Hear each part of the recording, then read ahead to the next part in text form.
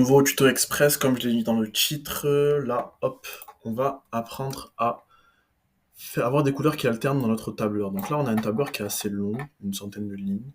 Et ce qu'on va faire, c'est que je vais faire CTRL et A afin de tout sélectionner.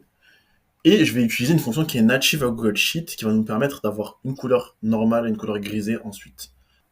CTRL A, ensuite je vais faire format, et dans format, je vais aller dans couleur en alternance. Donc c'est la fonction qui va nous permettre, une fois que j'ai cliqué une fois dessus, d'avoir une ligne normale, une ligne plus foncée. Et là, comme vous voyez, on peut aller nous-mêmes modifier et choisir d'autres couleurs.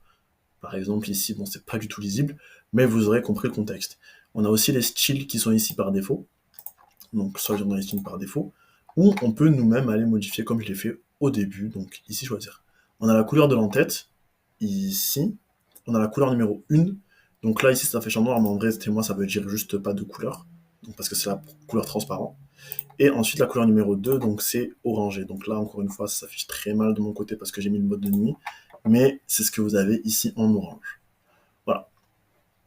Et d'ailleurs aussi si vous avez un pied de page, vous pouvez cliquer sur pied de page et ajouter un pied de page. Sauf que chez nous, ce n'est pas le cas.